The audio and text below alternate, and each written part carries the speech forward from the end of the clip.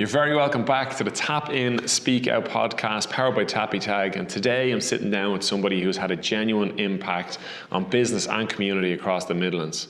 Ronan Berry is known for his work on taking care of business and Saturday View on Midlands 103.8, but he's also a respected consultant, communication strategist, lecturer, and someone who's supported countless organisations through real growth and change. Ronan brings an insight, experience, and deep understanding of what makes people and business tick. I'm delighted to have on Ronan Berry onto the Tap In Speak Out podcast today, powered by TAPiTAG. Yes, well, look, I suppose we'll kick into it, as long as you're good to go. I'm good to go, Good to go. Are you ready? I'm ready to rock. Very nervous. Do you know what? I'm absolutely Just like sweat's coming out. For the record, and I think I've mentioned it already, petrified here today. Not at all. No the tables are now turned, Mr. Berry, I know, and now I'm asking you the questions. This is a new one. This is a new one on me, actually, as I say. And even though we've had the arrival of video into the studios in the station now, first time to actually sit in front of a camera on a podcast. So there you go. Go gentle with me. Well, question one though to be, why should I give you this job, Ronan? Why should I give you this job? Well, Mark, you know me well enough now, and you know enough about me, but there's bits you don't know that are intriguing that'll make you give me the job. So when do I start? Okay, when do you start? Monday. Come in Monday. You've got it. That's the podcast done. Let me get Tuesday show out of the way. Okay, perfect. Wednesday. Yeah. Are you this easy to negotiate? Come on. Ronan, thanks for coming on to the Tap In Speak Out podcast powered by TAPiTAG. What I want to find out today is who is the man behind the microphone? Wow. Where do you want to start? Behind the microphone. No, I want to find out, Ronan, like your journey, where you've started and where it's led you to doing a lot of things, not just behind the microphone and the radio, but like involved with acts. You do so much in terms of what you do in the community, but where did it all start? Where did your career start? Yeah, it's a good question, I suppose, and a lot of what might seem like I do a lot between different, I suppose, career things, media, the voluntary stuff and all that, it all kind of pivots and centres around kind of one thing really, which I think is largely the media base. So the key part for me is, how did I end up in media? And it all begins, I suppose, I'm an Offaly man. I was born in Tullamore. I grew up just outside Tullamore, now live there. So I've always been Offaly and awfully proud of that. And I, like a lot of people in the late 90s, when I was finishing secondary school, I went to study civil engineering, or like a construction related subject, because Celtic Tiger was just starting, and like everybody I knew, all my family, everybody was involved in construction in some capacity. Yeah. I pulled down, remember one night, now you're too young to remember when you used to have the books, the encyclopedias up on the yearbooks, and then you had all the ABCD. Is that like a chat GPT? Is it an encyclopedia? It was back in the 80s, Sorry, You actually had to physically do some work back then. Okay. Just ask the book.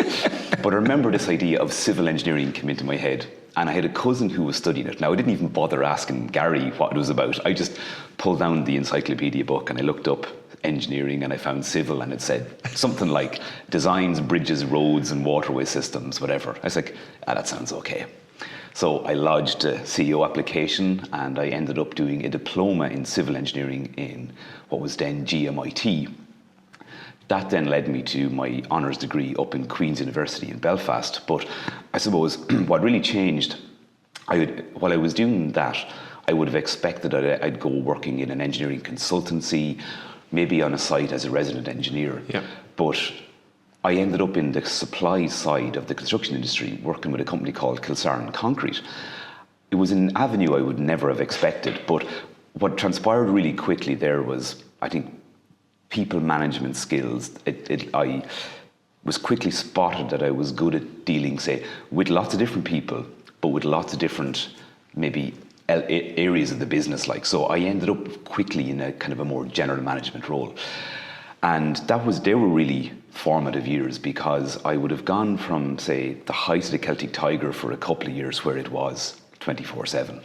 Like it was manic, down to days where your production plants weren't starting because there was no demand from customers. And in construction, it took about 5 years at least for the real bottom to be felt, and it was such a world away from what we were used to. Now, where it was at the start was completely unsustainable. Like you couldn't work those hours and with that high octane and that high demand.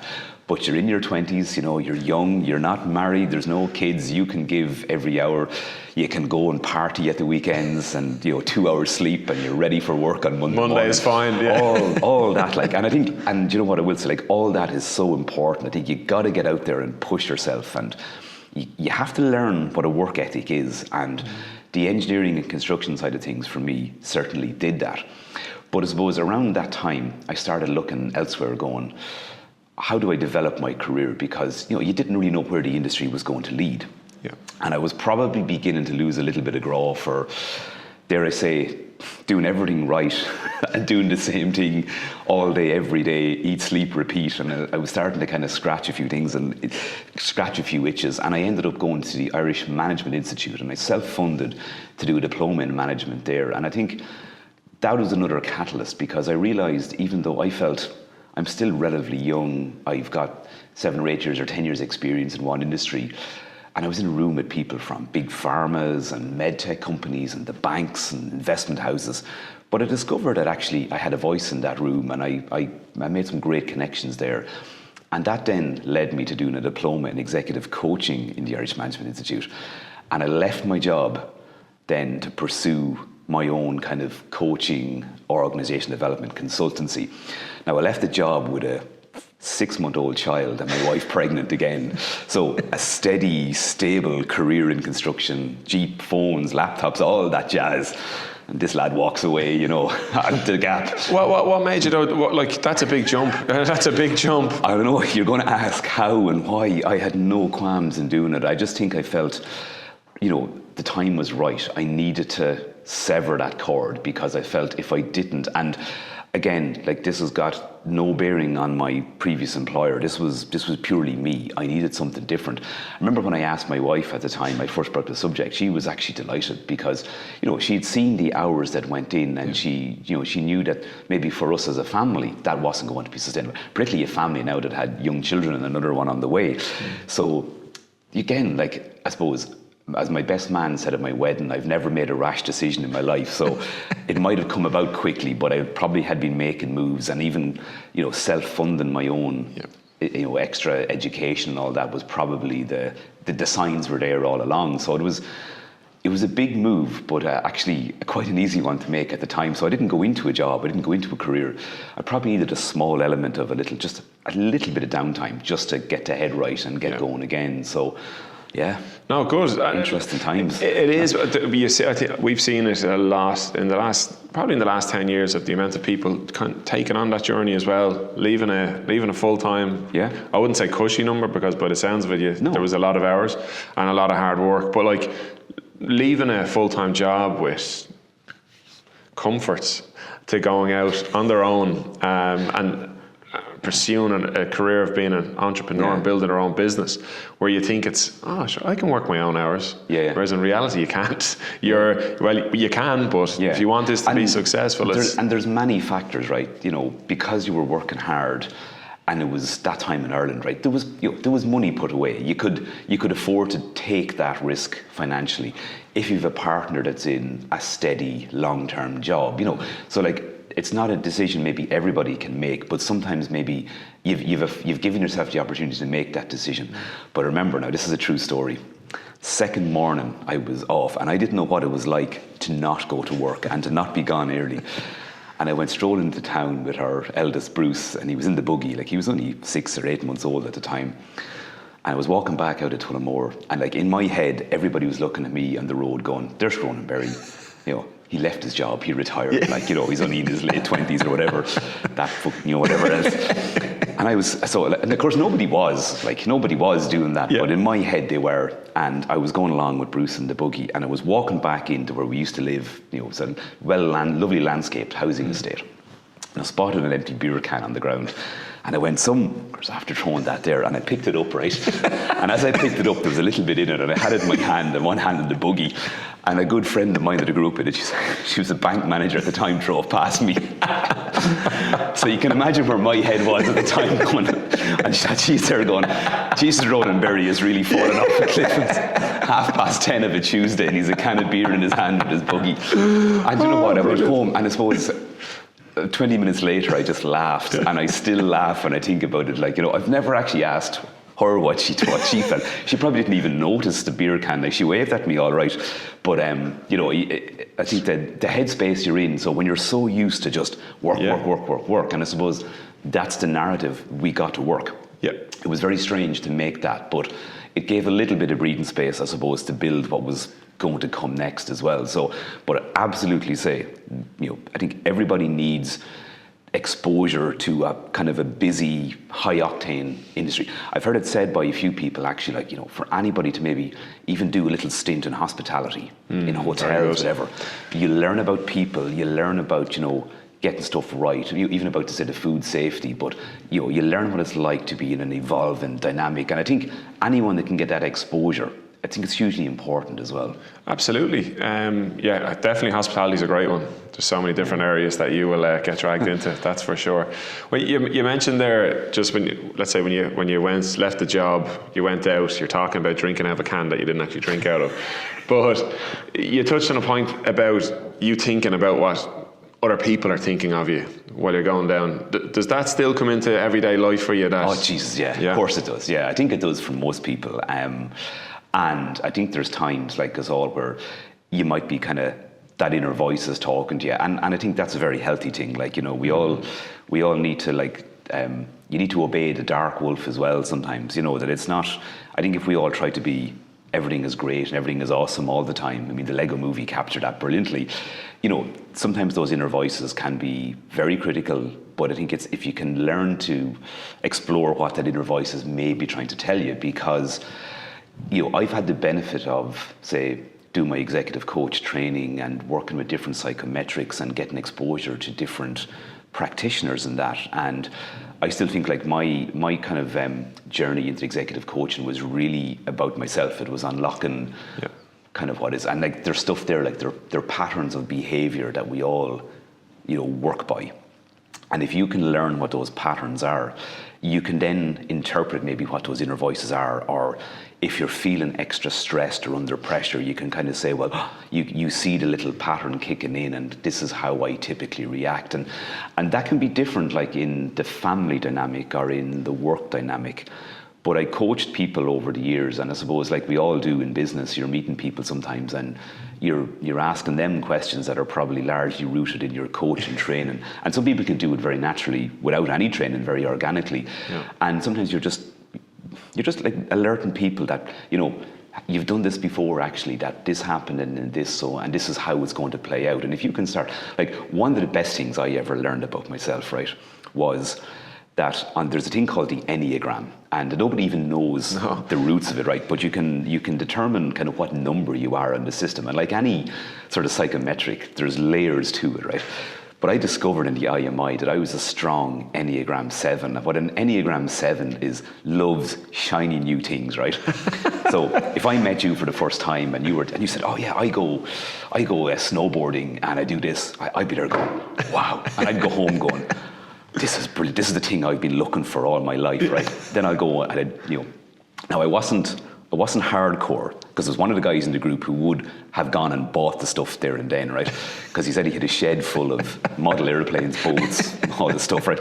I was a little bit more reserved. I suppose I would think it out a little bit, but I would still be going, how have I never snowboarded before? So me and you'd be gone then on a snowboard. But within a year, I probably wouldn't have snowboarded again. Snowboards and gear to be in the shed or the attic, and I said I wouldn't sell them then, because I'll go back to that. You could go back. And I suppose I noticed that with myself, that not just with maybe buying stuff, but in terms of like the career or things, right? And ultimately what it was right, there's always stuff in work that's the boring stuff that you got to get done. There's always the stuff we all want to work on, but there's very few jobs that are all the really fun, sexy stuff. The best people can get the other stuff done as well as all the others. So from my own benefit, like, to know that, right, okay, there's something there that's on your desk, you have to do that. Like, that is, that's the piece of work that other people are waiting on, or is going to inform a team what to do next. It's crucial. Yes, there's a new meeting here, or there's a new opportunity, or there's a new project or a new kind of venture. you got to park that for now, so get prioritized and stuff like that. So I think sometimes if you go through stuff like that, you can learn a lot about yourself. Absolutely. So I think all that in terms of the mindset, so yeah, of course, I think we all ask those questions, like there's times where I think no matter what age you are, some days you think you're close to end game. Other days you're like, God, I'm still young and vibrant, and maybe multiple times some days that changes. It all depends. And I think we wouldn't be human if we didn't. But absolutely, talking it out with people, most times I'd say most of what we're thinking, again, like that thing with the beer can. Yeah. If you asked anybody, they'd say, no way. Yeah. And like coincidentally, I remember about a few weeks later, I met a neighbour of mine and he said to me, there's the man that retired. And I turned around, and my mindset had changed. And I said, I'm sorry I didn't do it 2 years ago. I said I'm still trying to deal with all the excess cash. Complete and utter BS. Yeah. But, mindset thing, like that's. Yeah, it's just how you dealt with it then afterwards, yeah. And you're not lying, you're just kind of just going along with the kind of joke and going from there. But I suppose, I think everybody knew I had plans. It mightn't have been wasn't exactly a well-documented strategy, but there was a plan there to kind of evolve from there anyway. So. Absolutely. In terms of that plan, there was no plan. Yeah. In terms of this really big strategic plan that you had, in terms, like you went from, obviously you moved career, you kind of broke away, you're on your own now, you've retired. In that kind of timeline though, Ronan, was there anybody that you kind of looked up to or who helped you along the way? Because leaving a job, as I said, a cushy number, even though leaving a job, a full-time gig, to go out on your own can be scary, can be daunting. I know who's helped me. Who helped you? That's a great question, because again, at the time you're probably going, I'm nearly tarnished goods. Like I've left a job, I've left an industry, so nobody's going to want to speak to me. That wasn't the case, and I suppose over the time, I would have started really networking with stuff. So I set up my own little executive coaching business, and the first thing that happened there was, I'm not trying to avoid the question, the first thing that happened there was people kind of would say to me, oh, you're doing a bit of that. Is that like organisational development? So I quickly realised, I had 10 years of operations, health and safety, human resources, industrial relations, commercial, everything, production, all that. So there was a skill set and a knowledge that I could lend to lots of other smaller organisations. And I suppose at the time, different people stood out, but it was around then that I would have met Albert Fitzgerald for the first time. And a friend of mine who also works in the same bank that girl that saw me with the beer can did, he sent me an email one day. And I was sitting at my desk and I had a little office in Pádraig Arthur's. Pádraig is a chartered quantity surveyor, and his office is in Tullamore. And myself and Pádraig had met through a networking group. And Pádraig was brilliant with me because he gave me a great rate on a little office that he had going there. And I because of my engineering background, I even ended up doing small bits of stuff for Pádraig, like if there's an overflow as well. It was at that time as well. If there's revenue, you'll take it, because you're sitting there going what is going on here?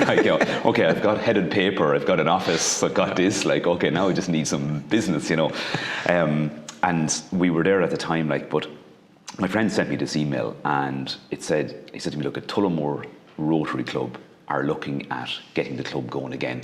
It had kind of sort of ground to a halt, I'd say, about 5 or 6 years before that. And he sent me the list of people, and I looked. So you're there and you're a new business, you're still a relatively young guy around the town. And I looked at the list, and there was some people I would have known, but that's a great list of people there. I said, it wouldn't do me any harm to go. So in true voluntary organisation style, I went to the next meeting, and my friend at the time so they hadn't officially chartered yet. Albert was the kind of de facto president, and my friend Darren was the secretary. So come to the second meeting, and I get a text from Darren beforehand. Berry, I can't go tonight, will you take the notes? So, okay. He never came to another meeting. And then the club then chartered about 5-6 months later in, I think it was May 2016. And Albert Fitzgerald was its first president, and I became its first secretary. Okay. And that started a relationship with Albert, and Albert was the managing director of Midlands 103. So now you start to see this is 2016, how the radio thing might came about. So this wasn't nothing to do with media training. It wasn't nothing to do with me pitching myself. not directly, but the seeds had been sown there, because I was at a coaching conference up in Dublin in Fitzpatrick Castle Hotel, and it was the EMCC annual conference. And I remember, like, they had lovely notepaper and in the hotel, and there was little boxes on the side for your doodles and for your little notes and things to follow up and all. And I'd written on it at one stage, radio, that it came to me going, well, I'm doing a bit of organisational consultancy. Maybe I could approach Midlands 103 and see about getting like a little recurring slot where I could just give my little bit of advice, because I started putting articles into the local paper, you know, just business advice and tips, but kind of a coaching team, but in business advice as well. It did about 3 or 4 over about 6 months. But like I sometimes say, sometimes there's a plan, but maybe you don't take action straight away. So I did know more on that. But that radio, and the notes are probably somewhere at home in a box, that little radio was sketched with a question mark. I knew nothing about the station bar. I would have grown up in Offaly, obviously, and it was always on in the house. But when you're growing up as a teenager, you're not really listening, and you know, people would have said, oh, it's a bit diddly-eye or whatever, you know. And I suppose its basis was more like a community radio station. So I never did any more in it. I didn't even know what show I could potentially contribute to. So then I got to know Albert through dealing with the Rotary, and you know, I was like really in awe at first, going like, this man's a powerhouse, like he was a former Athlone Business Person of the Year, and it's like, you know, great network and all that. And admittedly, it probably took me quite a while to kind of realise that actually I think he kind of likes me, you know, and actually we're actually friends, like, in this, you know, and I can say that now looking back. And so like getting to meet Albert and dealing with him, and the network in Rotary was brilliant, like, you know, just a great bunch of guys and girls like from all around town, majority of whom come from an entrepreneurial background, and even the ones who don't might have worked in the banking sector, but again dealing with businesses and that. So we had a great group of people and a lovely network. And when you're a new developing business or trying to develop your own kind of profile, great people to be in touch with. So, you know, like, and again, I say this to anybody, if you put yourself out there, so if you're speaking as that group, and I suppose that was a key part. If any events were on, I was pushed up on, Ronald there, Ronald, you know, do the announcing, or he'll introduce people, whatever. So Albert obviously was watching this and spotted something. And then one day in 2017, July 2017, we had coffee 2 or 3 times a week, myself and Albert. Some of them could be an hour long, some were 5 minutes, literally on the fly, quick one, off you go. And I was listening to one of the national stations. Don't mention any names, Ronan. I won't mention any names, no. And yeah, they had an early morning kind of half-hour breakfast update, right? And it's a brilliant show. I used to listen to it every morning. But I was a little bit frustrated, kind of going, I said to Albert, like, God, they're always just talking about stocks and shares and, you know, utilities and commodities. I said, like, the business people that are interested in that are already ahead of that on their phones and all, like, you know. I said, but they need to talk more about the business stories, like what local businesses are doing. I said, because they're phenomenal businesses, I said, across the Midlands here. And also I said, who's driving them? Like, what, you know, the support mechanisms that are there. And I said, some people might be out there going, oh, the government don't do anything, or the enterprise office don't. I said, but they're not even talking to them. So I said, where are their stories? And Albert, as he would, he had this little way of kind of a little glint in the eye, and he'd nearly shake the shoulders, and he went, funny you should say that. He said, we had a meeting this week and we want to put a business show back onto our schedule in Midlands 103. Will you do it? And I went, yeah. And I took a big gulp of coffee and I went, okay. So then we had to go. That was it. So he came back to me a few days later and he goes, yeah, we're looking at early September to start that. So I'm going, grand, there's going to be 2-3 months intensive training. No, there wasn't. Straight in. And I suppose it was probably on good faith. I remember meeting Will Faulkner. He would have been then Albert's understudy. He's now the MD of Midlands 103 and Southeast Radio. And Will gave me a friendly grilling over a coffee down there, like, and I'm there going like, this guy. So I started doing a bit of research and started listening to the station and quickly realised that this is actually a really good station. There was huge variety. Yep. Great, like, little current affairs shows and little magazine shows in the evening.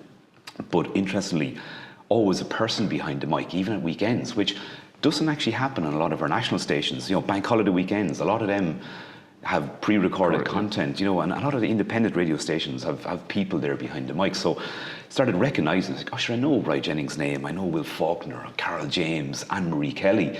You can start, actually, I probably knew more about the station than I'd let on, but it jumped out at me. So this quality sound, like this is really, and you start realizing that there's a huge listenership around the Midlands.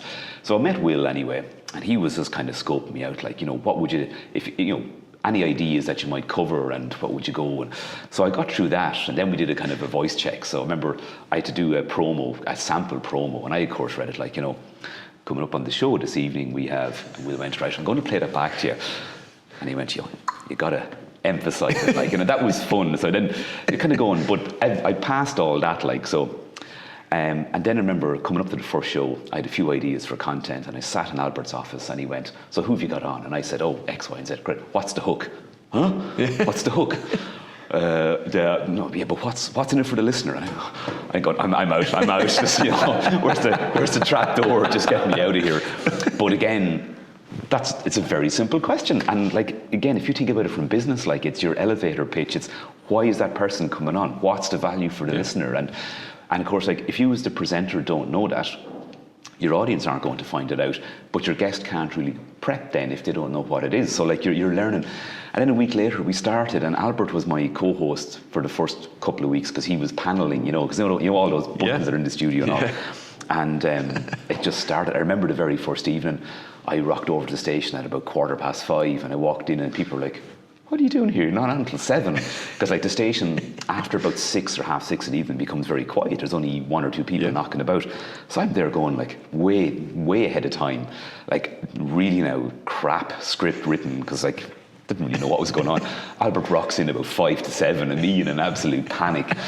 But we started, and Albert's intention always was to get me on, you know, doing it on my own straight away, as quick as we could. So after about 3-4 weeks, Albert, you know, he left it to me.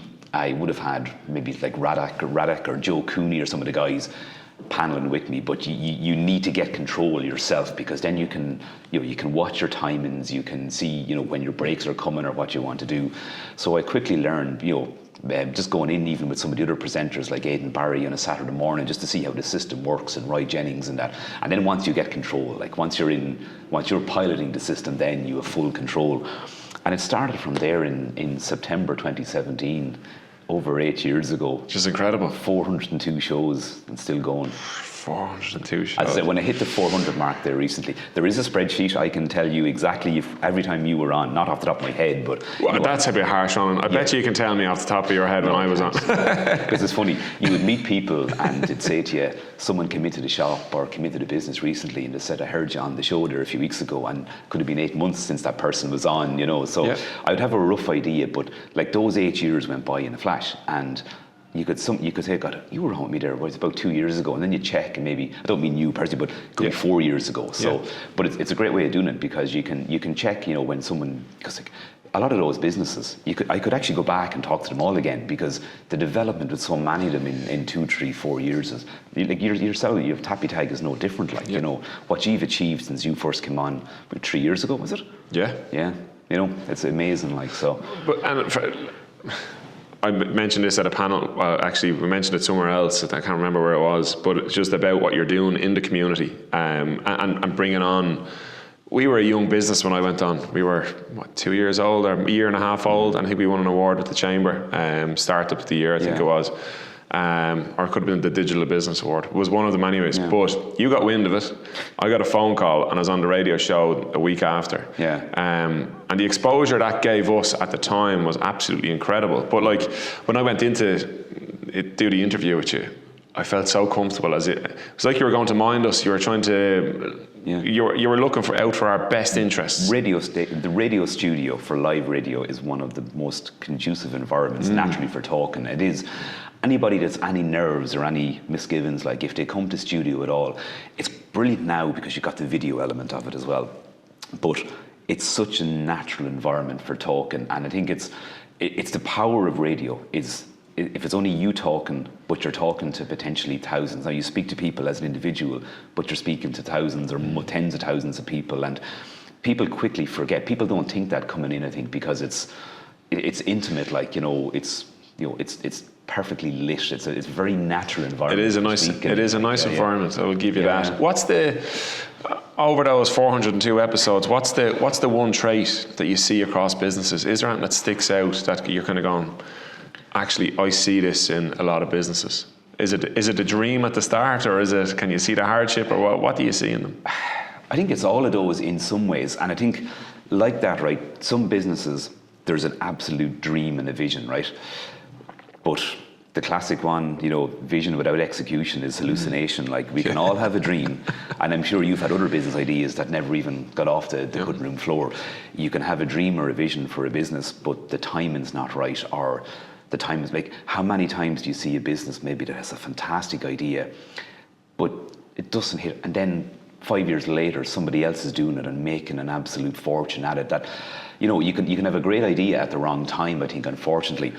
And like, you learn that with a lot of business people. Some people have a motivating factor. There was some reason they lost a job, or they wanted to sort of set up a business. They didn't know what they were going to do, but they found a niche. Some people are just brilliant at what they do. They can't put a finger on who motivated them or why they're motivated. They're just great at what they do, at delivering.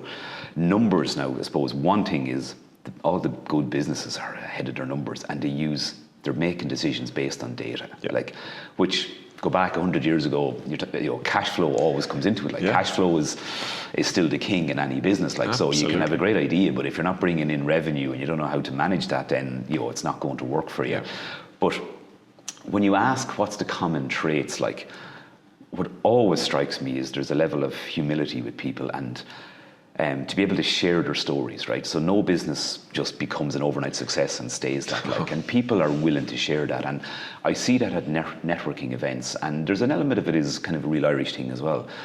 And you see an awful lot more collaboration between Irish businesses now, and sharing of problems or issues or challenges, even across different sectors. Like, and you'd notice in the last 5 years, even in the advanced manufacturing sector, lots of businesses now that were previously kind of looking over the wall at competitors and closing doors, they're now actually talking to each other, because I think and it's powerful, because I think what's happening, they've all realised that if we've got, say, large manufacturing facilities in rural parts of the Midlands, which we do, like some of them employing hundreds of people, old mentality would say we're all competing for the same talent pool, but the new mentality shows if we all kind of work together a little bit and we create that kind of ecosystem, we'll attract more talent in, and the net gain is better for everybody.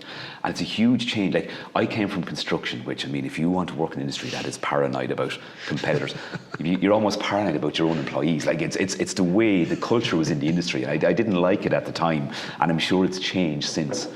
But when you see that collaboration that's happening out there now, and as somebody coined it recently, Katrina Morden from the Atom Cluster, co-opetition, and it's not just something that I'm hearing about.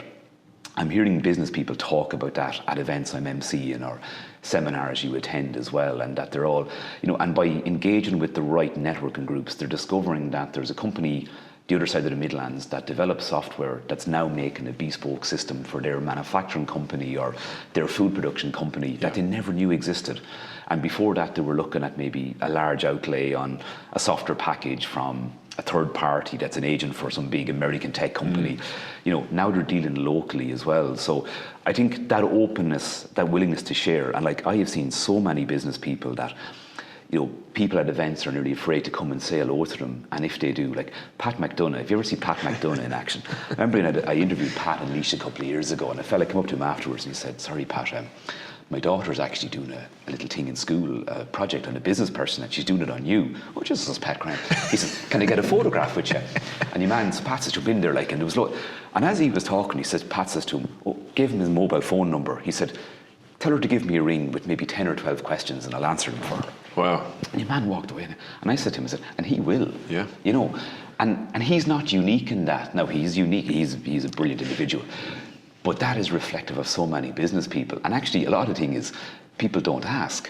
And I think, and it's something I've kind of started working on with the Rotary Club as well, very, very early days, that I think we need to get our younger students and college people that exposure, because there's very few businesses won't, give that little bit of time as well. So you can imagine that 12-year-old ringing Pat McDonough, incredible, Supermax, So Hotels, and with 10 or 12 questions, and that's it. And they did, that's how.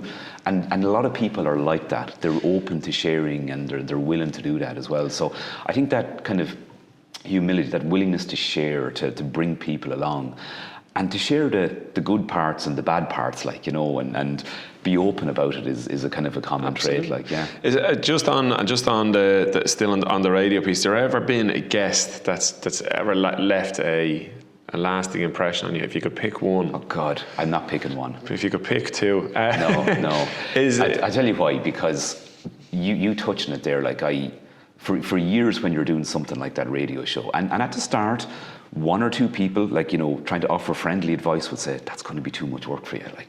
That's a lot of work for one person to do and all.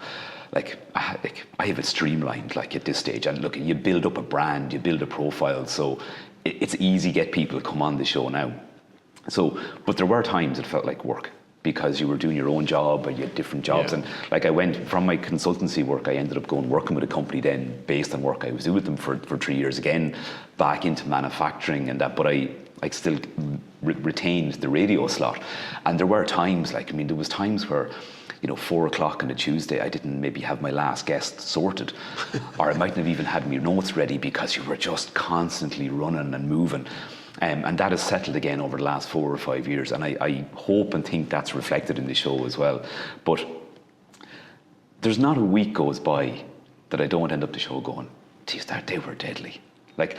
I had, not this Tuesday, the week before, I had Frankie and Sinead O'Reilly and their daughter Priya, and they own Playtown in Tullamore, and they had a bit of a dream and a vision, 8 years ago or 8.5 years ago, and they did what people would have said is nuts. They built a kids indoor play centre, all based on education. And loads of people were, there were the people who were generally going, oh, they'll never make it.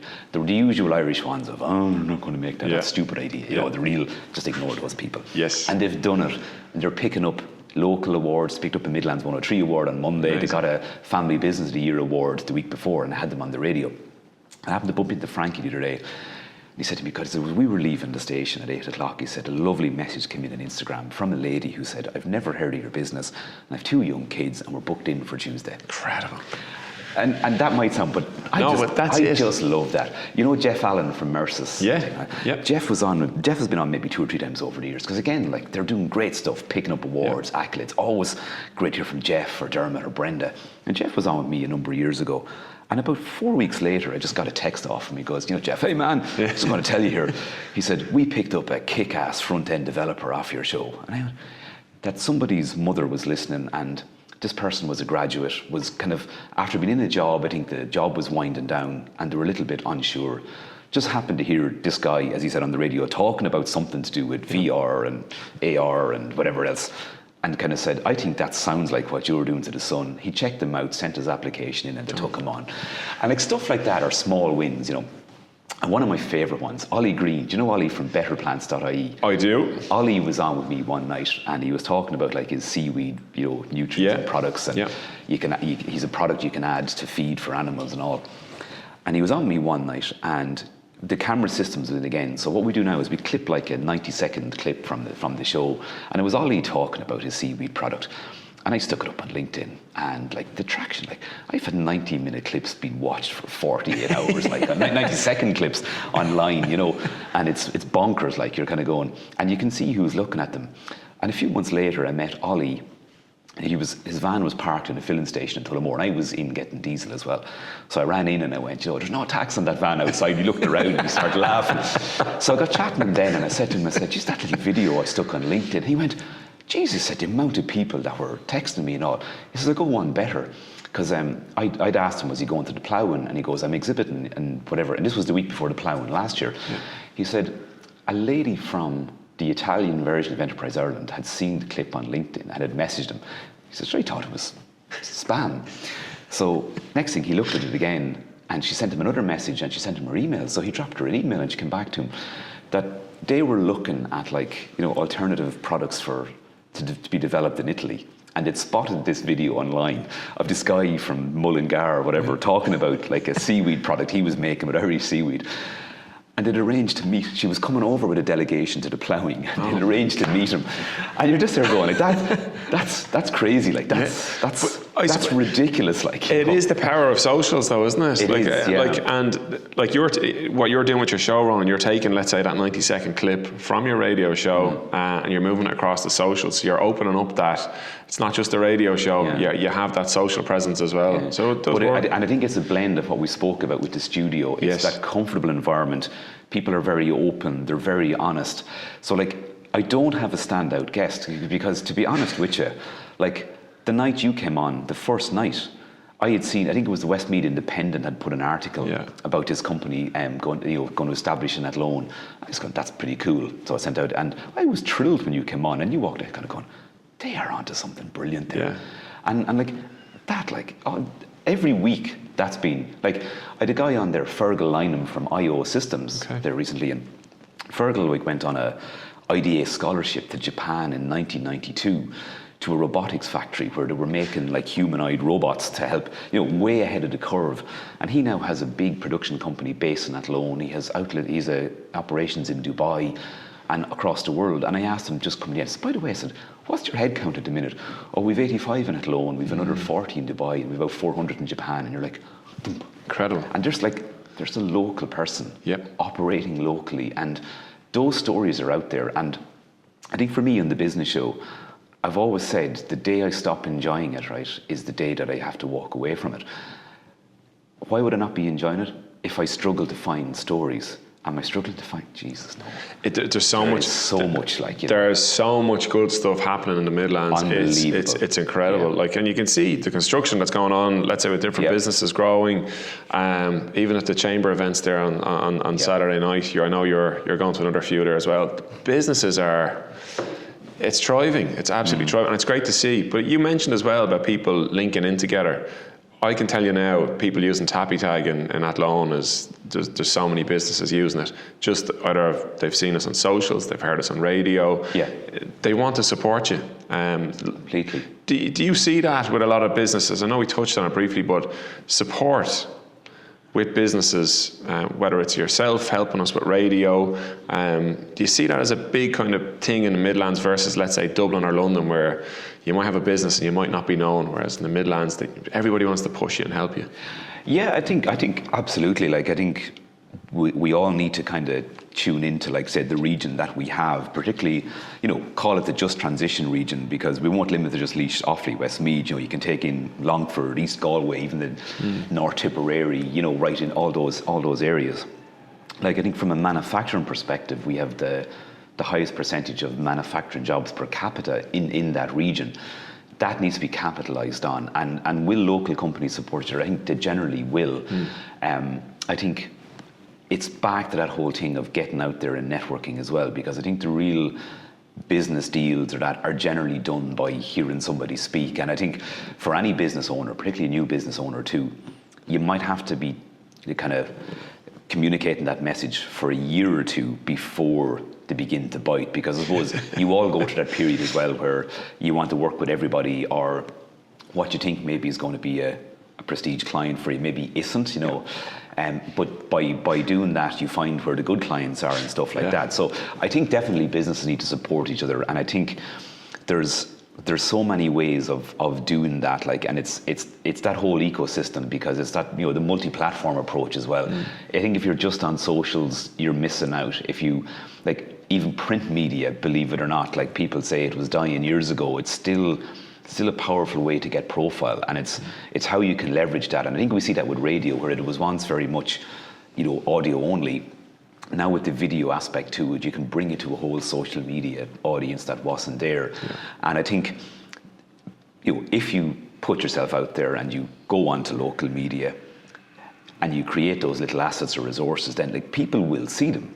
Absolutely. And I think it's always that thing as well of, something comes up in work someday, and you go, actually, I was at a thing there in Mullingar, or no, it was at Portlaoise. No, remember about 8 months ago, it's probably 2 years ago, there's a guy there, Mark Gibbons, and he has something like a pen that, Jesus, and then you're racking, here, Ronan Berry will know. So someone texts me, do you know anyone that does these digital business cards? I go, yeah, it's Mark from TAPiTAG, you know.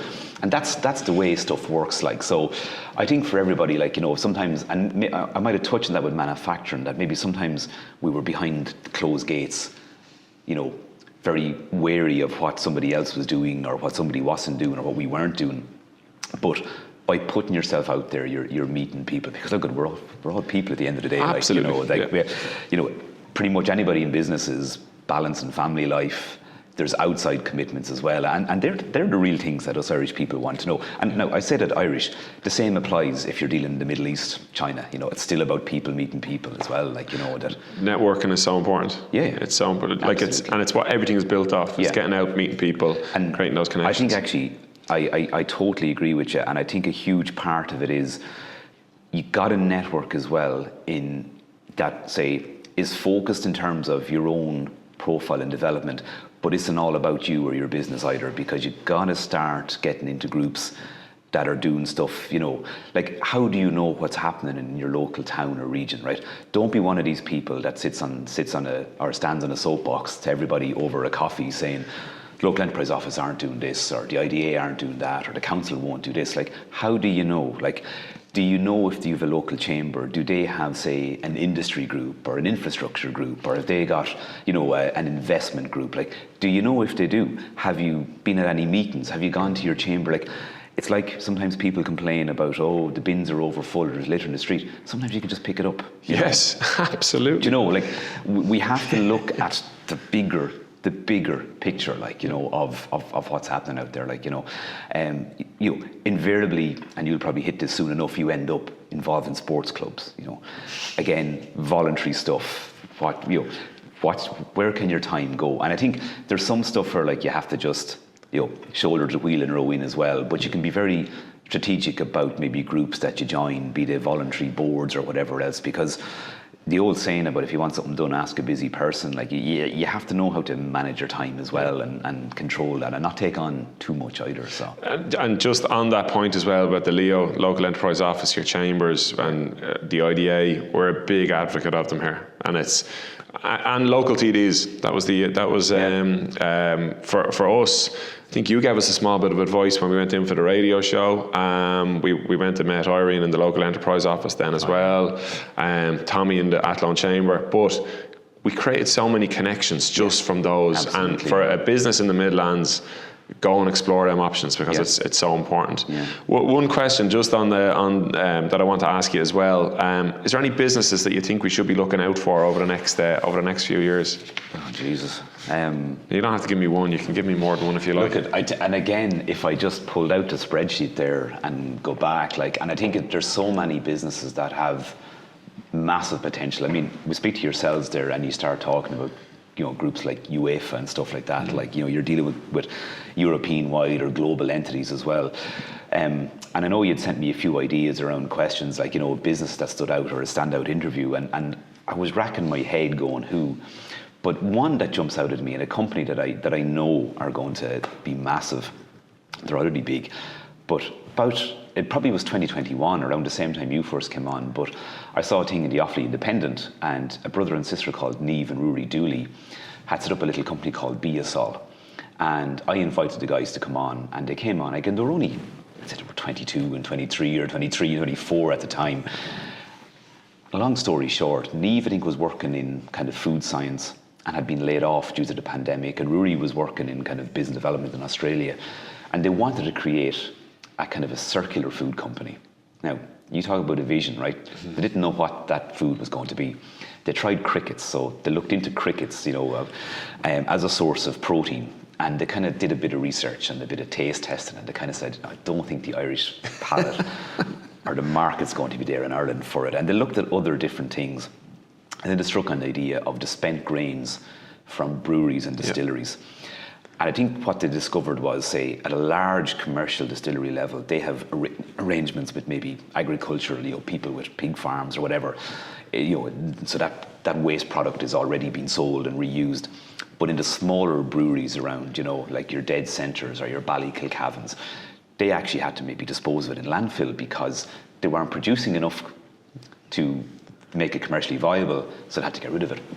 So Niamh and Rory hit an idea of taking the spent grains, because they're full of like nutrients from the hops and stuff like that, processing them into flours, and then making little kind of, high energy or nutrient bars or high fiber bars. And they started that. They went through the food academies, and over the years I've checked in with them once or twice, because there's not 6 months goes by there isn't a major announcement by them. Right. Now, the same Niamh and Rory have been on Accelerate Green by Board and Mona. I think Niamh has done the Acorns and Going for Growth with Paula Fitzsimons. Again, they put themselves out there, and they've used the supports of the Leos and Enterprise Ireland and stuff like that. They've also set up like a company, I can't think of the name of it, but it's based in the whole idea of circular food. Okay. And I think that's just one company in the Midlands. They're already one to watch, but they are definitely going to be one to just track their progress, because they're going to become thought leaders in the whole area of circular food. Like, they've taken in private equity, venture capital into the businesses already. Very smart people, but again, very humble people, very open, very always willing to contribute, always willing to share and help out as well. And that's just one example. I'm sure you could list off lots, Ronan, to be fair to you. I should be able to. Yeah. So, like, radio aside, consultancy work, Ronan, give us a flavour of what you're doing, what companies you're helping out as well at the minute. I have confidentiality with my clients. Yeah. Mr. Yates. No, look, I suppose, like, from given my background working with so many organisations and then the media stuff as well, I do a little bit of PR stuff. I've done a lot of MC work over the years, like both corporate and for chambers, and like I'm doing the Mullingar Chamber Awards now this year as well. And that was kind of an offshoot from the radio that, like, again, actually goes back to Albert. Like, I think Albert got a call one day, would he MC the Westmeath Enterprise Office Awards? And he went, I can't. So he said, I get Ronan to do it. And you're there and you're like, what the hell is going on here? And that was kind of an offshoot I would never have expected, and it's something. It's great crack. It's a great buzz. Like, there's work in it too. But I have done over the last year or two as well. I've done small bits of, like, call it traditional PR work, like with companies around that are just looking at, we've a major anniversary coming up, or even if it's just a case of, we've lots of stuff going on. And I think now most companies listening to this will probably realise this. They're probably operating to, like, maybe one or two different ISO standards. They've got an accreditation for this. They've done this. They're not talking about it, and they're not putting that out there as well, because we mentioned earlier about media, like, radio, print, online, all that type of stuff. You got to have a presence across everything, because if you're looking to recruit people or bring in new people or new customers, they're going to be looking, and you just throw a name into Google and click news, people will see what's happening. And so I've done bits on that over the years, because again, it took a while for it to dawn on me, but every week the inbox is full of press releases. Yeah. And unknowns to yourself, you're filtering them, going, there's press releases there that I get that I won't read, and it's purely because maybe they don't grab you the way they're written. I tell you what makes a huge difference. If it says, "Hi, Ronan," I'd love a press release that goes, "Hi, Ronan, this might be of interest to you." Yeah. Read that. Noted. Yeah. Because then all of a sudden you go, there's a person behind this. Yeah. You get a press release in and you go, that's circular. It's gone to everybody. That's it. Like, so simple little thing. Now, that's just me. Somebody else might say, well, it's maybe an AI system is reading them. But so I suppose by looking at that stuff over the years, you kind of realise, I know how to write a good one or a bad one or whatever else. And there's an element of, like, what would hook me as a presenter producer is like that headline thing, that little hook, a little bit of stats, a little bit of info as well, because often the content of the press release isn't just about, we are guilty of, we're going to launch this product and here's all about us. Yep. No, we're going to launch this product which is going to eliminate, paper business cards by 2030, whatever. Our business is going to save 10 tons, whatever carbon equivalent over the next 5 years. Like, it's something that kind of goes, wow. How are you doing that? Oh, geez, this is local. And here's the person. Now we're in. There's ways of doing this. So I've done that with a couple of different companies, small companies. But I suppose my main body of work is actually with a suite of companies under one client, and we've a couple of different ventures in it. Like, there's actually there's a full-on gym with a High Rocks club in it, running different events. There's a really interesting one that you like. It's called the Unit Challenge, and this is a military-themed team builder. And we've had a couple of big corporates do it there earlier this year. We've had sports clubs.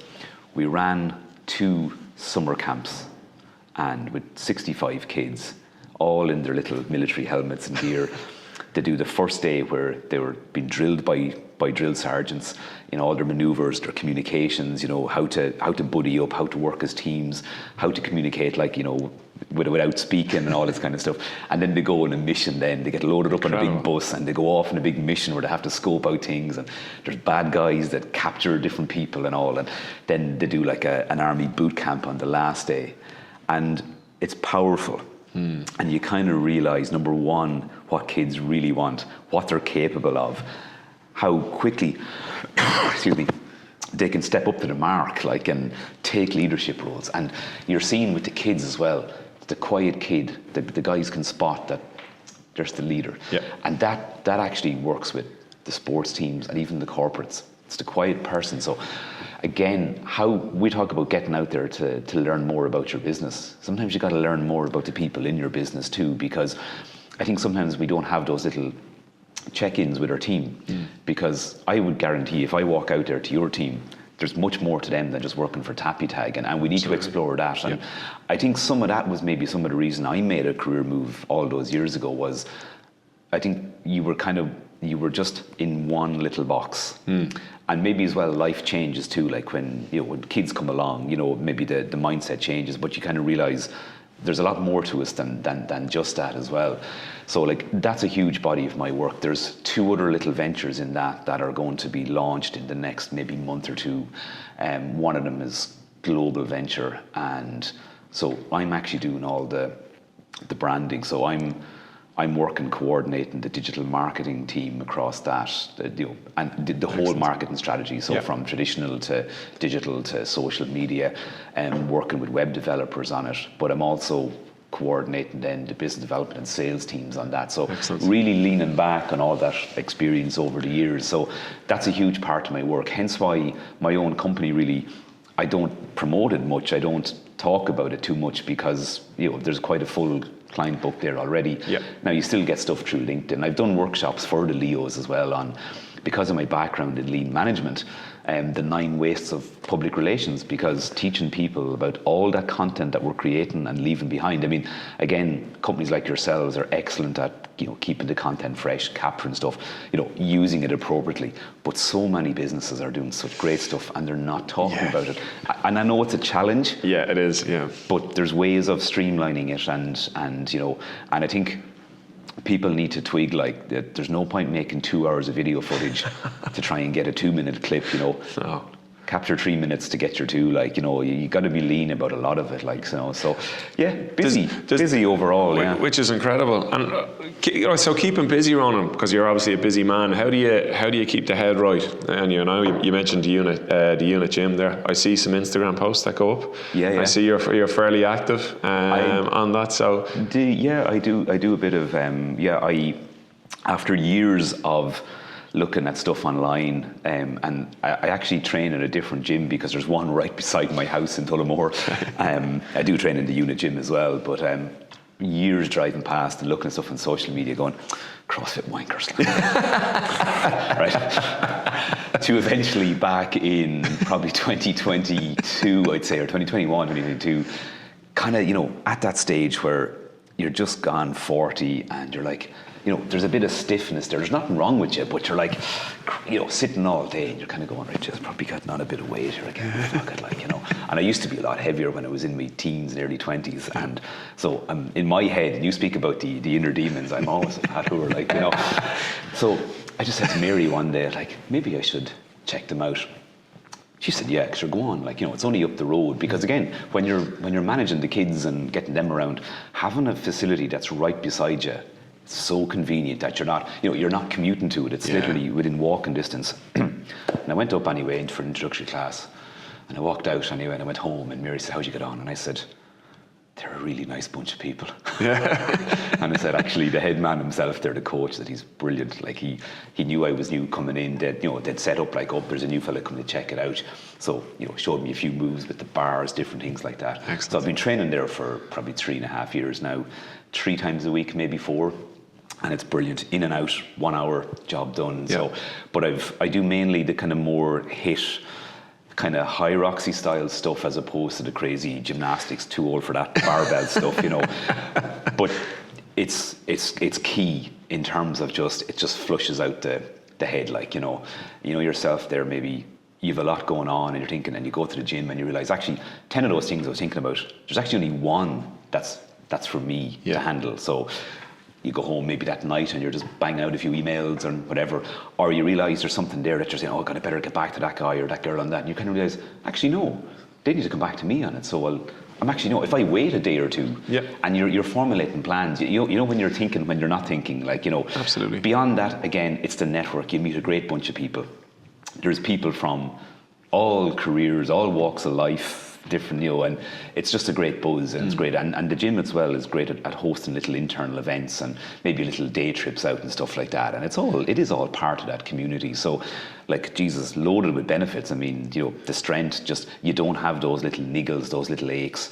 It's kind of one of those things actually in my weekly calendar. I'm probably the most belligerent about getting there. Yeah. But we work as a family system as well. So, like, the family know, right, he's probably going there, and sometimes, like, I might bring one of the boys, and our youngest, she's only 4, with us to the gym, and like Mary will pick them up on the way, you know, and it's great. Like, you know, and it works. And I think, you know, I would have been someone for so long would have said, right, sure, it won't fit in my schedule, but you can make it fit, and if you try to prioritize it, like, and stuff like that. So it helps then, Ronan, with family life. I know myself with young kids, it's, if you're not training, if you're not out doing something that's outside of work, that's good for the head. It affects everything. It really does affect everything. And like they're used to me going as well between, like, the Rotary Club, accessible counselling and stuff like that. You know, there are commitments there, but I mean, you got to look at it as well. You know, no disrespect, but I'm not in the bookies or anything like that. You know? And that's the side. Like, they see that, and actually the flip side of that as well is, the little one goes into the gym now, and there's a little, like, 2 kilo kettlebell, and she swings it, like, and she gets on the rower for a few minutes, and she's using the bands, you know, and stuff. And they used to be all smitten with her, but now they're just so used to her that at least once a week she's there for maybe 5-10 minutes. But if little eyes are watching, you're setting standards, you're setting an example. So and a bit like yourself, my wife has ran the last 2 Dublin marathons, and beat me twice, by the way. There you go. Beats me every day. Only messing. That was a joke. But like, again, when the kids see the parents, you know, and like the kids know well, like, you know, for months there, is Mammy gone running this morning, like, and it's dark and it's pissing rain out, and they know Mammy's gone for a run, or you know, or Sunday mornings there, maybe we might go off to a rugby match with the kids, and Mary's gone for like a 35k run. Madness, you know. But the kids, and like, yes, it's a little bit of time away, but as she said herself one day, like, I asked her recently how much is it to run the marathon, and she said, well, it's €115 all in. She goes, for about 100 hours plus of me time, you know. So she looks at it as a bit of time away. But to then bring the kids up to Dublin to watch your mother running, and they make the little posters, and it's amazing. Like, they're really proud of her as well, and it's showing them that, you know, you can get up and you can keep moving, and there's a lot to it as well. I think it's shown that to do that while you can, you know, that, you know, if you can't sit waiting forever for things to happen. You got to get up and take action too, and they see the benefits, I think, of having your parent. I think, you know, obviously the reptilian or whatever brain kicks in as well, that the body goes, you know, me keep myself fit and healthy, me might be here for a bit longer, like, unfortunately there's no guarantees out there, like, you know. So it's just put your best foot forward. So I definitely, gym, marathon running, any sort of training. I'm definitely not doing a marathon. No, I think you might. I think talking to Mary on Saturday, there's definitely a marathon in you, I think. We'll see. No. Training, keeping your mental health strong, positive, kind of leads into ACT, what you're doing with ACT. So do you want to kind of talk to us about what you're doing there? Yeah, I suppose accessible counselling was set up in January 2020 by the late James O'Connor, and James was a local businessman, similar age to myself, and James had from a very young age, like, created his own little construction company, found his niche in fit out, you know, did a lot of high-end fit outs, but James brought more than that to it. Like, he had a brilliant eye for detail, and attention to detail was second to none. but he was a great like coach for nearly the retail businesses, like in terms of how to do things and all. And he created a great business there. He got into property as well. And James was quite a shy guy, and like hated suits, hated shirts and ties. Anytime you met James, he was in his Snickers trousers and his work top, you know. But he went public about, after he'd set up ACT, was it, or before? No, about a year before that. He spoke about his own battle with mental health when he was younger. He'd lost a child, him and his then partner, and it led to James basically being seconds away from taking his own life, but he didn't. He ended up in hospital for a while. So for James to come out, right, the shy guy to come out and tell that story publicly, and it started, I think, with a Facebook page, which is his then wife, Lisa, wrote, sorry, his wife is now widow, Lisa, wrote. And so she just listened to him talking and she wrote the post, and like his Facebook page blew up, like, you know. And I think what also transpired was over the years, like in business, people would ring him and, you know, just, I'm struggling a bit here, but such one. James would give somebody a little bit of a contract maybe just to get them going. You know, here's a bit of work for you, don't F me over now, but go and do this. And it was enough to keep somebody going. And there was all these little conversations were happening with people, maybe that were business, but maybe were a bit more deeper than that. So he was almost a de facto counsellor himself. And he was a man of action. So he said, you know, he was frustrated with the lack of public mental health. You know, yes, you can get referred, but you could be left for months or a year. In some cases, left too long, even sometimes 48 hours is too long for somebody. So he wanted to set up his own mental health psychotherapy centre. And it was founded kind of with, say, 3 central pillars, which had to be affordable. So therefore, if somebody comes in and they can afford to pay for a session, that's fine. If somebody can't, there's no questions asked. If somebody can contribute whatever's in their pocket, €2, that's fine. It's not about price. It had to be affordable, accessible, so open to everybody, and timely. So they kind of overlap a little bit. Timely in that if somebody, and you can self-refer to it, but you'll be seen within 7 days. You get your first appointment with the lead, with a psychotherapist there. And that they've been the kind of I suppose the kind of clinical goals and over the years, and they've been met. The accessible piece then is like it's open to everybody. So you could be the CEO of a local company, you could be long-term unemployed, everybody in between and anybody. You can self-refer, so you didn't necessarily need a HSE or GP referral for it. So it opened. Of course, James's company fitted it out like so. It's done in a lovely one-way system for confidentiality. Each of the 7 counselling rooms is teamed around the different flower or plant, you know, and like that. You know, you've the real kind of high-end chairs, really comfortable, a bit like almost like a radio studio. I was just going to say, yeah. So that was January 2020, and we all know what happened in March 2020. Yeah. But accessible counselling, even having just opened, kept itself going. You know. We're able to bring some clients in, do some online stuff as well. But 2 years ago then, James actually passed away from an illness. And again, you know, you'd wonder how an organisation could actually survive that. Like it's founded, himself and his wife Lisa were the founders of it. And Lisa is still there as operations manager, and she really is the beating heart of ACT as well. Would never have foreseen that she would be doing this without James. So after James passed away, that's when I was approached about joining the board as a voluntary director. And there is a little bit of myself and James had probably your best example of an Irish male-to-male relationship. Me and Mary lost a daughter 8 years ago as well. She passed away just after being born. So myself and James had a shared experience, but we never directly spoke about it, right? Because I kind of knew James, and I used to meet him different places, and we'd say hello. But that kind of thing of like, how do you bring a conversation down there, and does he want to speak about that? And I can't give all the detail, but I wrote him a little card one day with our little daughter Rosie's memorial thing, and I wrote a little message on it from him, and I left it somewhere where I knew he went, and I didn't know if he ever got it, right? But at his funeral, at his wake, his wife Lisa mentioned to me about it, like, and it knocked me for 6. I kind of went away going, wow. And again, it was that sometimes there's stuff we can all do for people. We don't need to get the credit, right? I think in an age of social media. this whole, aren't I great? Like, look what I did. Like, how many times have you seen a video of somebody online, would say, being in a cafe, bringing something across the road to a homeless person, and nobody's asking, well, who's videoing it? Like, this kind of shit. Like, and I think that, and there was a thing about that in the coaching. You can do stuff for people, and you don't need to get, trust that you've done the right thing there. Trust that they appreciate it. Like, that can be a text to somebody.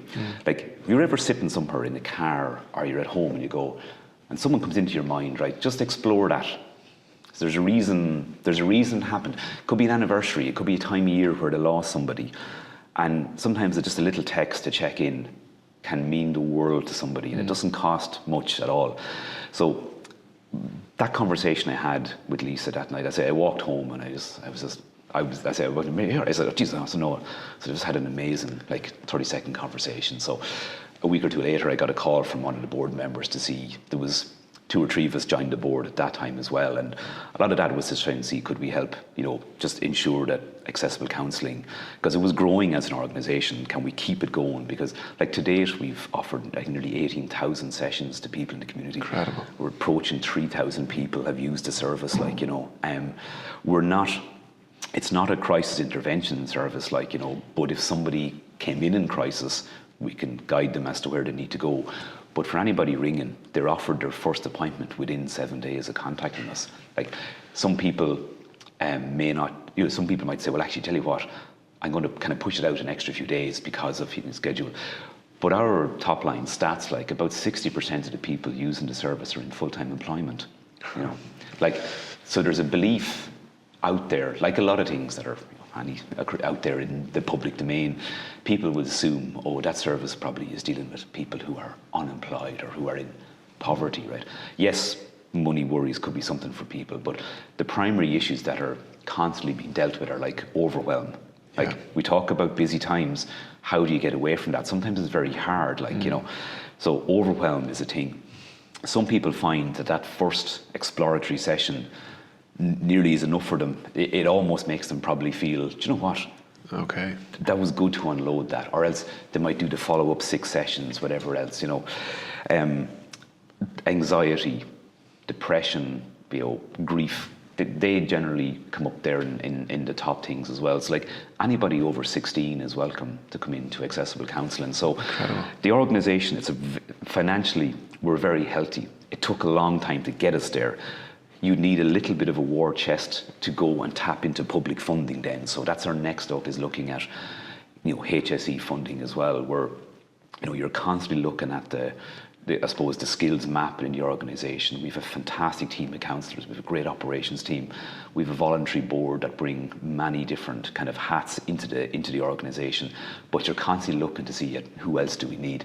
How else can we support this organisation? So I joined, I suppose, I'm doing a lot in terms of the sort of maybe the PR and the lobbying piece as well, and it's looking, again, it's tapping into that network and the connections as well, and like that too. You wouldn't join an organisation unless you were committed to it and felt, you have to know that the organisation is governance is 100%.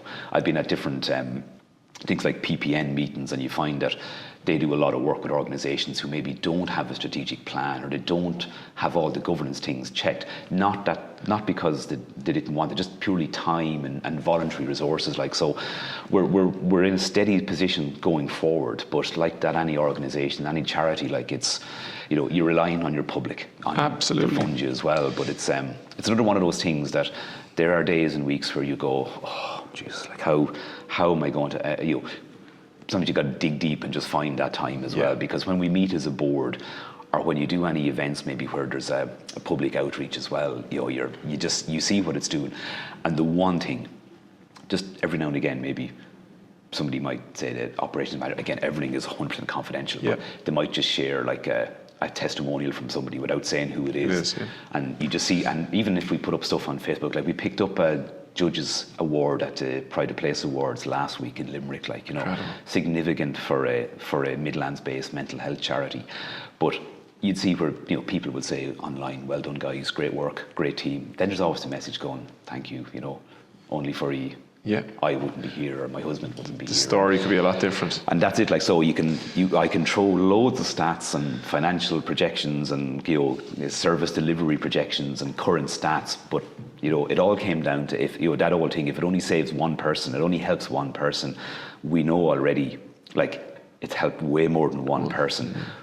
But even that one person, how many other people, like, how many people have maybe a mum or a dad that's, all right, you know, that relationship might still be together because they got that support, which maybe, I don't know, not maybe, which isn't out there. We'd often sort of think, like, if that one person got that support or intervention that just maybe reassured them that, you know what, actually, you know, I'm kind of normal enough actually in this, and this is perfectly, and you know, and they in turn could be talking to a friend in 6 months and maybe offering them a little bit of advice or a shoulder, like, you know. It all helps. Because it does, yeah. Like, yeah, it all helps. And again, look, we're back to that whole thing of the network and getting out as well. And I think certainly with the whole pivot to remote and online working, I think a lot of people got isolated. And I've had this conversation with people in the past that I think we also need to have a conversation there about people can have busy lives. They can have a busy job. They can have a family. You can still be isolated. You know, you could be talking to people all day, every day, and still be isolated, because I think it's those interpersonal connections. And I think for anyone to ask, when did you last just go for a coffee ad hoc with somebody? It's almost like it's not in the diary. Like, you know, I can't remember. Or you know, those days where maybe you're traveling somewhere and someone rings you and you pull in for a coffee and you're going, you can do this, actually, you know what? And I think we have to build in more time for those. A bit of downtime is important. I totally agree. As well. Like, I think if you look at the grand scale of, again, it always comes back to social media. I think the social media mindset is you need to be working 24/7. You need to be at this grind. You need to be doing certain things. Then when you're actually in the middle of it and you're in it every day, you don't. Yeah. I'll give you an example. I remember one of my kids last year, the year before, was during the winter for football training, for soccer training. They were training on a AstroTurf pitch, at a GA pitch, and there was a kind of a walking track around it. And for like maybe about 2 months, you'd go out in the evenings and you'd drop them there and you'd be parking up the car, and you'd look around and like the cars are full of people sitting on their phones, right? Yeah. And then, you know, if it's winter time, some people maybe have the car running and the heat on. And I'd sit in my car. So what would I do then? Sit in my car, take out my phone. Yeah. Hence why probably the back was getting stiff. And I suppose maybe me kind of, this is nuts, like. So like these people's kids are playing sport with my child. And we're not even talking to her, right? So one week I said to Mary, actually, you know, time is short. Like, you got to go use the time you can. So I said, I'm going to bring my runners and go for a runner on the track. Great. So I did. And the next week I went. There was a couple of people out walking. And the following week, one of the kids' dads was there in a pair of runners, and he went running. And the following week we ran together. And fucking next week a fella ran in a pair of work boots with us, just to do a lap or two. But people started chatting. And actually, like, one of the guys there, my son and his son are great friends, and we see each other all the time, you know. And you know, we've been in each other's houses now, and if you go back 2 or 3 years, we didn't talk. No. You know, and just simple little things can just break that. And I think that's it. Like, we're all like, I'm as guilty as anybody. You look there at the end of the day, or you look at your phone time, and you think like how those 10 or 15 minutes can disappear, what you've actually got from it versus, you know, what. And look at, right, it plays a huge role in our lives. It's important. But I don't think, you know, no one's going to imagine if now when the day comes and your headstone goes up and your screen time was the number was put on it. Like, imagine how you'd feel looking back. Like, you know, No, it's so true. It's so true. And I say that now not as somebody who's in a place of zen and who meditates. Like, I'm the world's worst. Like, but again, I spoke about patterns. You got to spot what's happening. Like, you know, and I think as well, if people potentially are, you know, they're maybe they're tired, like, and you know, like the clocks changed this time. You know, I think people noticed it this year. It seems to have been totally different, and the moon has been out at night, and people aren't sleeping, and everyone's adjusting to the time of year. But like, I think if somebody is feeling a little bit like, oh, what am I at? Like, this is all pointless, and then you're on scrolling there. Like, they don't call it doom scrolling for no reason, you know. As you said there, get the runners on, get outside, and I'm telling you, you'll feel better. Absolutely. You'll definitely, like, you know, or have a coffee with somebody, have a chat. It definitely helps. No. What I want to ask you is, So, and I'm intrigued, I'm amazed by the story that you've just kind of gone through, to be honest, because I know you let's say, at a level where it's, let's say, business. We talked about some stuff before, but this has really opened my eyes to a lot of stuff that I didn't know about you. What one message would you give to your younger self? Oh, me? Yeah. I know. Do you know what? I do often think of this because you see it in, usually at Christmas, say, in some newspaper magazines, the letter to my younger self, And I suppose I did a lot of coaching work, and I did a fantastic NLP masterclass with a fantastic trainer called Joke Land from the Netherlands probably 8 or 9 years ago, maybe 10. And again, you're looking at those little internal strategies and the way you take in information, receive it. And I remember saying, like, oh, if I didn't do that, I wouldn't be married now, or I wouldn't have. And she said, no, you probably would have a different wife, right? And again, it meant in the positive, right? So I think we all have a path, right, to where we get, right? Would I go back and tell my younger self, no, do this, do that? No. Good. Because, you could be in a parallel universe. Yeah. So, no, I wouldn't tell myself. And my younger self, like I mentioned with the gym, in my head, I'm still overweight, and I have to correct myself on that, and that's, but that's also a little, that's actually a little internal driver. Yeah. So so that might kind of come out as, right, maybe you haven't been at the gym as much, or maybe you haven't really been watching what you're eating as well as you have been. And I'm not anal about it either. But that's just that little internal thing of, just get back on track here. And I mean, that's applicable to business and everything else. Absolutely. As well. But, so I think the answer to that one is, there's loads I could have told him. I mean, I think and I think for a lot of men as well, or people, you go to stages where you're kind of going, right, God, I don't even have a girlfriend, yeah. Women aren't even talking to me. That's because, I'm overweight. Yeah. Even though I wasn't at the time, because I'd lost it all. That's just, would I tell that guy, yeah, I'm different? I don't know if I would. Yeah. But if somebody in a Back to the Future thing came in and said, no, just stick at it, it'll be grand. You probably don't believe it at the time. I would agree with you. I was heavy growing up myself. The very same thing. Yeah. I've ran 2 marathons now. I'm still not a runner. In my head, you can't run. That's just. That's probably the first time I'd say it out loud. But in my head, but I bring that into everything. And from speaking to you, that's there with you as well. You use it in a positive way to drive you on. Yeah, but I suppose I've learned that too, and I suppose the kind of coaching background and true work, but really from the people you speak to.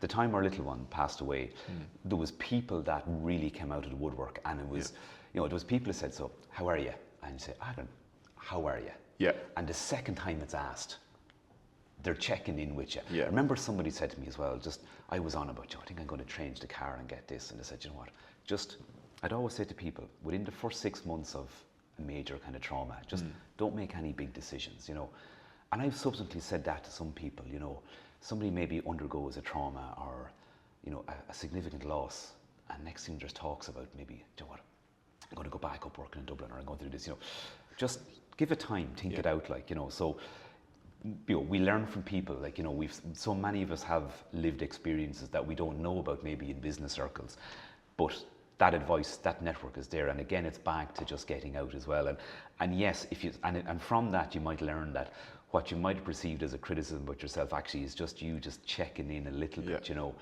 And sometimes if you're thinking it, even just ask somebody close to you, because they'll just laugh at you. And you'll probably discover that they're having similar thoughts, not about you, about themselves. And you'll be going, what? And even from the radio, probably for a while, when people used to say, oh, have you had Michael O'Leary on? Have you had this one? I go, no. And people will be telling you, but now such a one is the global head of this with them. And you go, and they're from, and you're good. That's fine. Okay, their time will come. Yes. They'll cross my path eventually, they'll come on. I was more focused on locals, but you could tell yourself, oh, am I not getting the right people? But then people are feeding back. I loved hearing about that business. We got this, we got that. And people said to you, oh, are you going to go and try and get on national radio? And I said, that was never my plan. No. I said, well, there's no security in that anyway. And that would be a big move if that happened. Don't change anything, Ronan. No, but I'm saying genuinely, that would be such a seismic move. That and after a year then the whole thing could change. But but that wasn't the whole goal of the show. Yeah. It was all about those local things and knowing, just trust the process that you're doing something positive there. Yeah. And I think that's why when the 400 show came, I kind of went, jeez, that's a bit nuts. Like, Have you a goal? no, because, Have you a goal? no, absolutely not. Because, like at the start, if you'd have said, like, I think the brain would have been able to do the maths like that. Yeah. 8 years, 400 shows, you'd go, that's not possible. So, like, to set a target of another 400, like, is, like, you know what, it's a bit, you know, it's too presumptuous. Yeah. But in terms of, you know, as we mentioned, getting content, like, it wouldn't be a problem. Yeah. So, like, there is a platform there that if an understudy emerged and time came that maybe I switched or did something different, like, there's a powerful platform for somebody to continue on there. Absolutely. Because, and I think that's, like, it's such an important voice for the Midlands, and that's probably what Albert wanted all along, was, you know, that connector voice across the 3 counties that are in the licence area. But again, with the podcast and with the videos on socials, like, the reach goes much further out than that. Absolutely. But it comes back to community, like, you know. And like, I haven't bought a yacht from the radio work now or anything like that.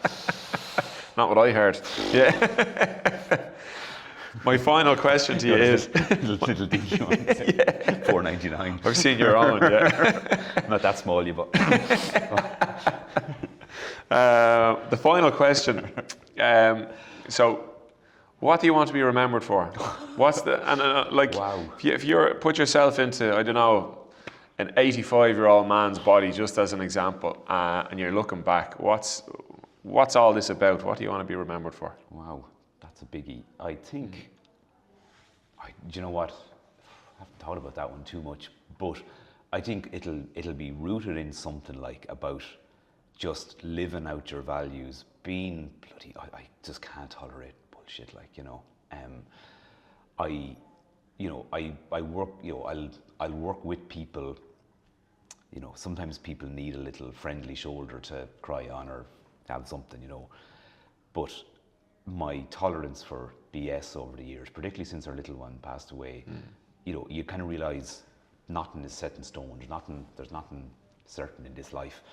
So don't waste your time on negative stuff. Yes, there are times where you need to just let people vent and hear it out. You know, that can be very positive for all sides. I think looking back, it's about just being, am I being true to myself? And I think possibly, now that you put me on the spot with it, that's probably where the career was going. That in construction and quarrying, I was potentially good at what I did, but there was a lot of value clashes in, it was, you kind of nearly had to be abrasive with customers because that's the culture that was in the industry. Yeah. When that started happening, there was one particular person who, a man called Declan Daly, who you mentioned about mentors. Like, Declan was my first mentor. He doesn't know that. But on a site one day, he got me to go and set out concrete, you know, beams and take levels. And I went, me? And I was only like a college student and work placement. And he went, yeah. So I went and did it, and I did it right. And then I did all the rest of them for the rest of the summer.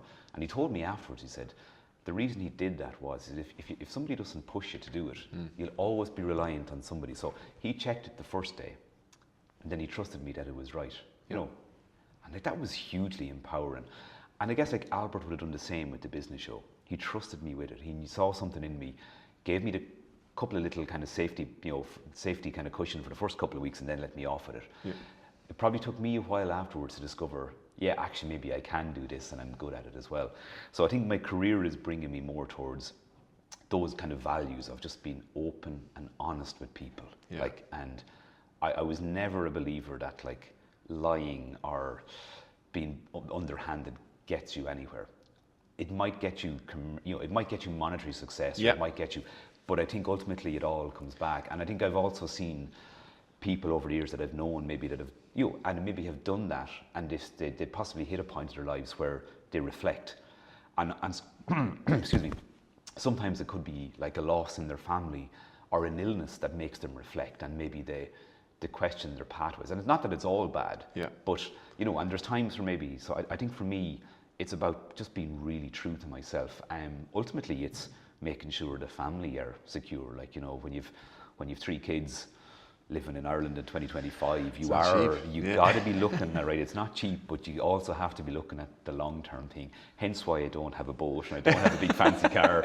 You know, you kind of have to look at what's right out there. But I think for me in the last few years as well, it's the kind of focus has gone a lot more laser sharp in terms of the priorities and what's important and that type of stuff, and trying to have a bit of fun in there and still be the good dad, like, and do the school runs and do the pickups. And I was at home yesterday, sure, like there was two of them at home snuffling with, like, you know. Yeah. But again, the modern world, you can put the laptop out there, the kitchen table, and you can tip amazing. away and keep stuff going as well, like, you know, not like the old days. So I think, I suppose, look, I don't think I can ever not be remembered for doing the business show, right? I think that's like 8 years. If I walked away now, like, it's always going to be associated with that. Like, and I know a lot of people associate me with Midlands 103 because I did Saturday View for 15 months. I took it on for 3 months as a favour.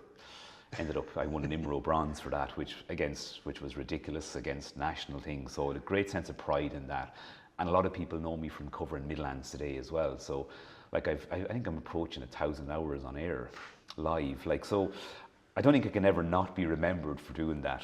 But I'm still, you know, I'm a guy from a rural community, and I still love that people know me as Teddy Berry's son or Mary Berry's son. You know, like that. My parents, thankfully, are in their early 80s. They're alive and kicking and thriving. That still brings you great pride, you know, because I think as you get older, you see where you get your values from, you know, and sometimes you remember, like, maybe the way your father handled something or the way he spoke about a situation, even when you were a child, and you kind of realise, that's why I'm doing it now as well. That, you know, that it was maybe trying to take the drama out of a situation, or, you know, just support somebody when they need it, like, you know. So I think if we could all be looked back on and said, look, you know what, they did their best, you know, they were open, they were a bit of crack. Because I'm still trying to figure out what I want to do when I grow up. And I mean that genuinely, like, I haven't a second clue. Like. on that note, Ronan, you've tapped in, you've spoke out, and thanks so much for coming on the show. That's been incredible, and I really, really appreciate it. Thanks so much. Eye-opener. Good man, I Ronan. owe you for this now.